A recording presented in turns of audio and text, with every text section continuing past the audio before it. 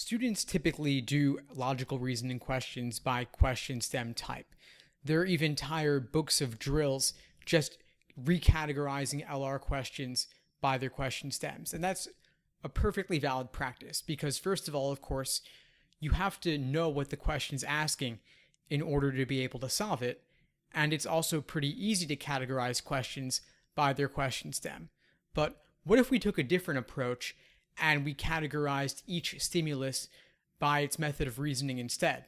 Well, first of all, of course, that would take forever. But it's still a useful exercise to think about. What if we instead were to focus on the method of reasoning in the stimulus and the gap in the stimulus between the evidence and the conclusion? This is a higher level way of thinking about logical reasoning arguments. So let's take a minute to focus on the stimulus. In order to get that LSAT mindset and break into the 170s, we've got to be able to think about logical reasoning questions by their flaws, regardless of question type. We've got to be able to analyze the gap in the argument, again, regardless of the question type. So let's think about a couple of major flaws or gaps we typically see. We'll often see confusion of necessary and sufficient conditions. We'll see correlation causation confusion. We'll see situations where someone confuses what could be the case for what must be the case. These are just a few, of course. There are many more. Now, some stimuli can actually easily be changed from one question stem type into another. If we leave the correct answer choice as it is, or we negate it, or we just change it a little bit, we could change the question stem and still have a perfectly valid LSAT question. So here's a very simple logical reasoning drill question I made up on the spot, just as an example for us here. LSAT doesn't let us publish actual LSAT questions online due to copyright concerns, so that's why I'm not using an actual question here. So the question is, what is an underlying necessary assumption? Take a moment, pause this video, and think about at least one underlying assumption, and then we'll talk about it. All right, so here's what I've come up with. The argument assumes that the reviews weren't all left by friends and family biased in favor of the restaurant owner. If we negate this and say the reviews were all left by friends and family who were biased, then that would destroy the argument's validity. It would destroy the conclusion that we should eat there simply because of the 5-star rating.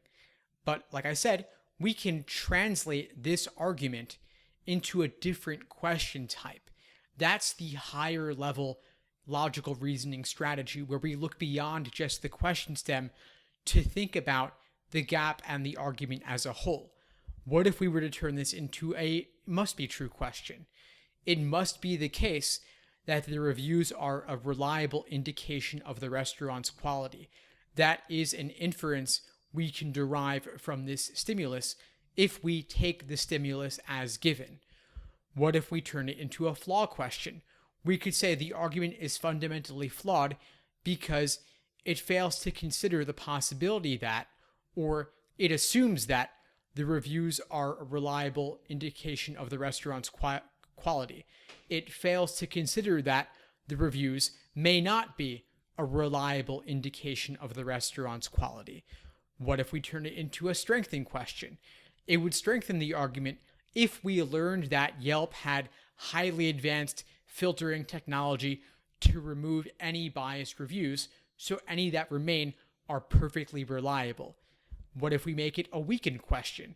If we said, on the other hand, that reviews on Yelp are known to be biased and unreliable, that would harm the argument because the argument is based upon the idea that these reviews are reliable or indicative of something, or they're relevant for some reason. We could also turn it into a resolve the paradox question. Let's say the stimulus said, we have this one fact, 5-star review average, but we have this other fact, this conclusion, that we should not eat there. How could it be the case that the restaurant has 5 stars, yet we shouldn't eat there? Well, it would help to resolve this seemingly confusing situation if we learned that the reviews are known to be biased and unreliable.